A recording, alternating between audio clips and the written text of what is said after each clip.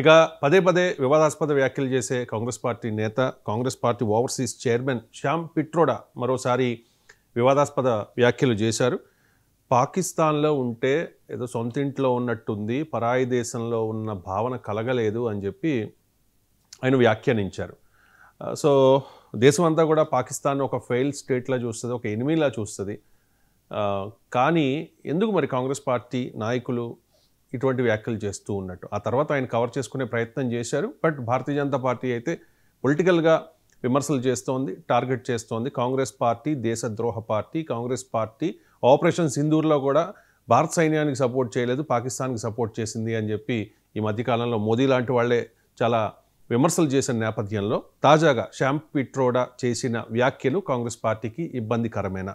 ఎంజీరావు గారు. ఎస్ అండి, ఇప్పుడు శ్యామ్ పిట్రోడా అంటే ఈయన father of Indian yellow revolution అంటారు. అంటే మన ఆయిల్ సీడ్స్, ఈ నూనె గింజల ఉత్పత్తికి ఆయన చాలా సహాయం చేస్తే ఆయన father of India's yellow revolution అని పిలుస్తారు.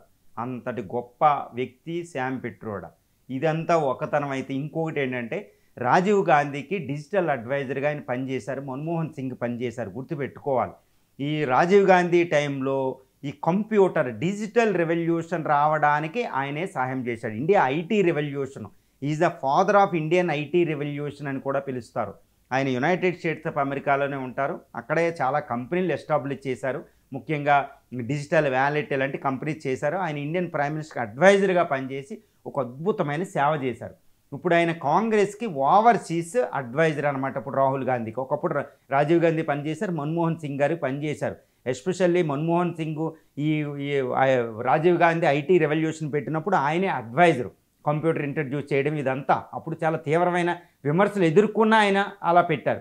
తర్వాత మన్మోహన్ సింగ్ టైంలో మన్మోహన్ సింగ్ గారు రావుస్ మన్మోహన్ అనే మోడల్ పెట్టినప్పుడు ఈ లిబరలైజేషను, గ్లోబలైజేషను, ప్రైవేటైజేషన్ పాలసీస్లో ఆయన కీలక పాత్ర పోషించారన్నమాట. మరి అటువంటి శ్యామ్ పిట్రోడా ఈరోజు వివాదాస్పద కామెంట్లు చేశారు. అవి ఏంటి? దీనికి ముందు కూడా ఇంకొకటి చేశారు ఆయన. ఎలక్షన్ టైంలో ఇండియన్ అన్ని రేసులు ఉంటాయని జాతుల కోసం మాట్లాడారు, కానీ ఆయన టంగ్ స్లిప్ అయిందనమాట. ఇప్పుడు ఏం చేశారు? పాకిస్తాన్లో నేను బంగ్లాదేశ్లో కానీ నేను ఉన్నప్పుడు అక్కడ నా ఇంట్లో ఉన్నట్టే ఉంది, అది పరాయి ఇంటిలా లేదు, I felt this is as if I was in my home అన్నట్టు మాట్లాడారు ఆయన.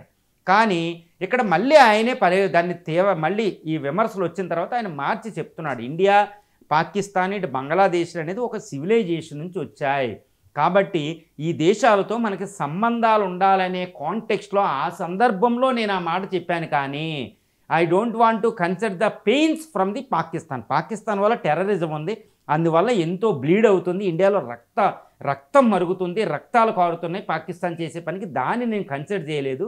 భవిష్యత్తులో పాకిస్తాన్తో ఇండియా సత్సంబంధాలు ఉండాలి, దానివల్ల ఈ సమస్యలు పోతాయనే ఉద్దేశంతో నేను చెప్పానని మళ్ళీ ఆయన ట్వీట్ చేయడం జరిగింది, కరెక్షన్ చేయడం జరిగింది. కానీ ఇక్కడ ఒక విషయాన్ని మనం పరిగణించాలి. మరి శ్యామ్ పిట్రోడా అన్నది తప్ప అనేది మనం గమనించాలి. శ్యామ్ పిట్రోడా ఈరోజు మోడీ దౌత్య విధానానికి వ్యతిరేకంగా మాట్లాడారా, ఈయన్ని వ్యంగ్యం చేశాడా మోడీ దౌత్య విధానాన్ని మనం చూడాలి. ఏం చూడాలి? ఇప్పుడు ఇండియా ఉంది, ఇండియా చుట్టూరు సౌత్ ఏషియన్ కంట్రీస్ అంటాం, ఇటు పాకిస్తాన్, సార్క్ కంట్రీస్, లేదా ఇటు ఇండియాకి నైబర్హుడ్లో మనకి నైబర్ ఎవరు ఇరుగు పొరుగు అంటే ఇటు పాకిస్తాను, నేపాల్, భూటాన్, మయన్మార్, బంగ్లాదేశ్, శ్రీలంక, మాల్దీవులు. ఈ కంట్రీస్తో సత్సంబంధాలు లేకుండా ఇండియా సూపర్ పవర్ అవుతుందా? This is most important. ఒకటేంటంటే ఇప్పుడు గుజరాల్ ప్రైమ్ మినిస్టర్గా ఉన్నప్పుడు ఆయన ఒక గుజరాల్ డాక్ట్రిన్ అని ఒకటి పెట్టారు. అదేంటంటే without any reciprocity we should maintain relationship with our neighbourhood అని మొదలుపెట్టారు. మన్మోహన్ సింగ్ ఏం చేశాడు? ఎక్స్టెండెడ్ నైబర్హుడ్ అని మొదలుపెట్టారు. పివి నరసింహరావు కూడా గుజరాల్ డాక్ట్రిన్ పెట్టింది, ఇంకా లుక్ ఈస్ట్ పాలసీ పెట్టారు, తర్వాత లుక్ వెస్ట్ పాలసీ పెట్టారు, ఇప్పుడు మోడీ గారు ఇవన్నీ. తర్వాత ఇదంతా మనం మర్చిపోకూడదు. ఇప్పుడు మోడీ గారు ఏంటంటే మల్టీ అలైన్మెంట్ అని ఒకటి పెట్టారు. ఇవన్నీ ఎవల్యూషన్ అన్నమాట ఇండియన్ దౌత్య విధానంలో.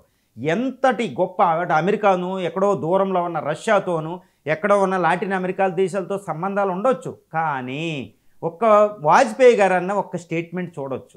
వాజ్పేయి గారు ఏమన్నారంటే, మనం we can choose our friend but we can't choose our neighbour. గుర్తుపెట్టుకోవాలి, మనం ఎవరినైనా ఫ్రెండ్ని ఎక్కడైనా స్నేహితుడిని పెట్టేసుకోవచ్చు ఎక్కడోళ్ళు అక్కడనే, కానీ మన ఇరుగు పొరుగు వారిని సెలెక్ట్ చేసే అవకాశం మనకు ఉండదు. గుర్తుపెట్టుకోవాలంటే పాకిస్తాను, బంగ్లాదేశ్, ఇటు శ్రీలంక, ఇటు మాల్దీవులు, నేపాల్ ఇవన్నీ ఫెయిల్డ్ స్టేట్స్ అండి మయన్మార్లో. కానీ మనం వాటిని మార్చుకుని ఇంకొకరిని పెట్టుకోలేము అక్కడ. వాళ్ళతోనే మనం గత్యంతరం లేకుండా ఫ్రెండ్షిప్ చేయాలి. మరి ఫ్రెండ్షిప్ చేయకపోతే మనకే ప్రాబ్లమే. మరి ఫ్రెండ్షిప్ చేయాలంటే అటేపోడు చెయ్యి చాచకపోయినా మనం వాటితో జాగ్రత్తగా ఉండాలి. మన ఇరుగు పొరుగు లేక ఒక అపార్ట్మెంట్లో ఉన్నప్పుడు పక్కన ఒక సావు జరిగినప్పుడు మనం కూడా వంట చేసుకోలేమండి. పక్కింటోళ్ళతో ఒక మంచి ఫంక్షన్ జరుగుతుంటే ఆ అట్మాస్ఫియర్ మన మీద కూడా ఉంటుంది. పక్కింట్లో అల్లరి చిల్లరగా ఉంటే మన పిల్లల మీద ప్రభావం ఉంటుంది. పక్కన పిల్లలు బాగా అభివృద్ధి చెందుతుంటే మన పిల్లల మీద ప్రభావం ఉంటుంది. అలాగే ఇరుగు పొరుగు దేశాలు. ఆయన అన్నది ఏంటంటే ఇక్కడ శామ్ పిట్రోడా ఆయన కరెక్షన్ చేసుకుని మాట్లాడింది ఏంటంటే, నేను ఈ మాటలో మాట్లాడాను, దౌత్య విధానం ప్రకారం పక్క దేశాలు ఎలా ఉన్నా మనం వాటితో స్నేహానికే ప్రయత్నం చేయాలి, అదర్వైజ్ అది మనల్ని ఎఫెక్ట్ చేస్తుంది అని. దానికోసం ఒక ఉదాహరణ చెప్తానండి. యునైటెడ్ స్టేట్స్ ఆఫ్ అమెరికా చుట్టూరు ఉన్న దేశాలతో సత్సంబంధాలు ఉండి బోర్డర్ ప్రాబ్లమ్స్ ఉండవు యునైటెడ్ స్టేట్స్ ఆఫ్ అమెరికాకి. అందుకే అది ప్రపంచం మీద దృష్టి పెట్టగలుగుతుంది. ఇండియాకి ఇండిపెండెన్స్ వచ్చిన తర్వాత పాకిస్తాన్తో 5 యుద్ధాలు, ఇటు చైనాతో యుద్ధాలు, పక్క వాళ్ళతో దెబ్బలాటల వల్ల మనం సౌత్ ఏషియా దాటి మనకు ప్రపంచ స్థాయి పవర్ ఉంది ఇండియాకి. కానీ ప్రపంచం మీద దృష్టి పెట్టలేకపోతున్నాయి ఎంతసేపు పాకిస్తాన్. భారతదేశానికి ఒక 5వ వంతు కూడా లేని పాకిస్తాన్తో దెబ్బలాడి ఎంతసేపు పాకిస్తాన్తో. చూడండి, ఇది మన మీద ఒక హ్యాంగ్ ఓవర్ ఉంటుందండి. ఈరోజు ఇండియన్స్ ఎంతసేపు పాకిస్తాన్ వేసేయాలి, పాకిస్తాన్ వేసేయాలి. What Pakistan before India? Pakistan ఎంత అండి ఇండియా మీద? ఈరోజు మనం చైనాతోనూ అమెరికాతోనూ పెద్ద పెద్ద దేశాలతో పోటీ పడాలి. కానీ ఇండియన్స్కి ఎంతసేపు ఎప్పుడు పాకిస్తాన్ ఫేవర్ తోటి ఉంటారు. పాకిస్తాన్ వేసేయాలి లేదా అంతే. కానీ మనం చైనాతో మాట్లాడాలి, చైనాతో కంపీట్ అవ్వాలి, అమెరికాతో కంపీట్ అయ్యే కెపాసిటీ ఈరోజు ఉంది. యూరోపియన్ యూనియన్తో కంపీట్ చేయాలి. యూరోపియన్ యూనియన్ ఎంటైర్ ఎకానమీని ఇండియా దాటపోతుంది. అమెరికన్ ఎకానమీని 2047 దాటపోతుంది. చైనా ఎకానమీని కూడా దాటపోతున్నాం భవిష్యత్తులో. ఇలాంటి దేశం ఎంత హ్యూజ్ పొటెన్షియల్ ఉండి పాకిస్తాన్తో కంపేర్ చేసుకోవడం అనేది ఇండియన్స్కి ఒక రోగంగా వచ్చింది. పాకిస్తాన్తో కంపేర్ చేయండి. పాకిస్తాన్ దాన్ని సీరియస్గా తీసుకోవాలి, కానీ దాన్ని ఎక్కడ పెట్టాలి అక్కడ పెట్టాలి. నైబర్హుడ్తో సంబంధాలు ఉండాలి. ఈరోజు బంగ్లాదేశ్లోకి, పాకిస్తాన్లోకి, శ్రీలంకలోకి, మాల్దీవుల్లోకి చైనా వచ్చి ఎంటర్ అవుతుంది. మరి మనం ఏం చేయాలి? నయానో భయానో. ఇక్కడ నేను విషయం ఏం చెప్తున్నానంటే, పాకిస్తాన్ ఫ్రెండ్షిప్కి చేయి చాచకపోతే లొంగ తీయవలసిందే. బంగ్లాదేశ్ లొంగపోతే మనం ఆంక్షలు విధించైనా లొంగ తీసుకోవాల్సిందే. అంటే ఇంతవరకు ఫ్రెండ్షిప్ ఒకటే కాదు, గుజరాల్ డాక్ట్రిన్లో ఇప్పటివరకు force United states of America చేసే ప్రీఎంప్టివ్ పాలసీ కూడా పెట్టాలి. అంటే నయానో భయానో వాటిని లొంగ తీసుకుని ఫ్రెండ్షిప్గా ఉంచుకోవాల్సిందే. ఫ్రెండ్లీగా అది ఉందంటే శత్రువుగా పరిగణించి దాని మీద ఆంక్షలు విధించాలి.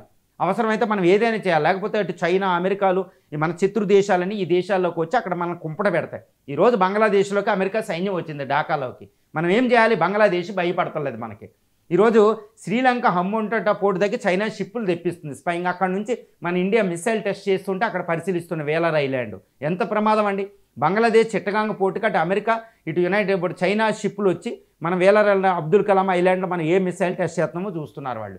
కోకో ఐలాండ్లో మయన్మార్ ఏం చేస్తుంది? కోకో ఐలాండ్లో అక్కడ ఒక పెద్ద రాడార్ పెట్టింది. బంగాళాఖాతంలో మనం ఏం చేస్తున్నామో చూస్తున్నాం. ఒక మాల్దీవులే చైనా పోర్టుకి ఫెసిలిటీస్ ఇస్తుంది. చిన్ని దేశాలు కూడా భారత్కి ఎగనెస్ట్గా పనిచేస్తున్నాయి మన నైబర్హుడ్లో. సో ఇలా చేస్తే మన ఇండియా సెక్యూరిటీ ఎలాగా? మనం ప్రపంచం మీద ఎప్పుడు దృష్టి పెడుతున్నాం? పాకిస్తాన్తో ఒక యుద్ధం వల్ల చైనాతో కంపీట్ అయ్యే ఒక అవకాశం కోల్పోతున్నాం. కాబట్టి ఈరోజు గుజరాల్ డాక్ట్రిన్ను శామ్ పిట్రోడా చెప్పింది అసందర్భం కాదు. ఇది మోడీ దౌత్య విధానానికి వ్యతిరేకం కాదండి, ఒక సలహా అని చెప్పొచ్చండి ఈ విషయాన్ని. ఏంటంటే అక్కడ లుకిస్ట్ పాలసీ పివి నరసింహరావు గారు పెట్టింది, గుజరాల్ డాక్ట్రిన్ గుజరాల్ గారు పెట్టింది, అంతకుముందు ఇందిరాలు, అంతకుముందు నెహ్రూలు పెట్టిన ఈ ప్రతి ప్రైమ్ మినిస్టర్ అద్భుతమైన కృషి చేశారు. ఎవరైనా నైబర్హుడ్ ఇరుగు పొరుగు దేశాలతో సత్సంబంధాలు లేకపోతే ఇండియా ప్రపంచం మీద దృష్టి పెట్టలేదు. కాకపోతే ఇప్పుడు మనం ఫ్రెండ్షిప్ ఇస్తుంటే వాళ్ళు టెర్రరిస్టులు పంపిస్తుంది పాకిస్తాన్. అందువల్ల ఏం చేయాలి? లొంగదీయాలి. సో లొంగదీయాలంటే మన బలాన్ని వాడి మీద చెప్పాలి. ఎవరే నువ్వు ఫ్రెండ్గా ఉంటావా, ఎనిమిగా ఉంటావా? అంతేగాని నువ్వు ఫ్రెండ్ ఎనిమి నాటకాలు చేయడానికి కుదరదు. ఇది గుజరాల్ ఎరా కాదు, ఈ ఎరా నెహ్రూ ఎరా కాదు. This is the 21st century India అని ఇండియన్ ఫారిన్ పాలసీలో there is should be some change అండి. సో ఇండియాలో వాడు శత్రువులు తీసుకొచ్చి అక్కడ వేసి మన మీద నిఘా వేయడానికి కుదరదు. కాబట్టి శామ్ పిట్రోడా చేసిన కామెంట్ని మనం ఒక ఆసరాగా తీసుకుని దీని మీద చర్చ చేస్తే భారతదేశం నైబర్హుడ్తో మనం ఎట్టి పరిస్థితుల్లో సత్సంబంధాలు ఉండాలి. కానీ వాడు ఎనిమిగా ఉంటానంటే వాడిని కొట్టాలి. ఈ విధంగా ఉంటేనే ఇండియా ప్రపంచం మీద దృష్టి పెట్టి ఒక ప్రపంచ పవర్గా ఇటు చైనా, యుఎస్, EU పెద్ద పెద్ద దేశాలతో కంపీట్ అవ్వగలిగిన ఒక అద్భుతమైన అవకాశం మన చేతిలో ఉంటుంది.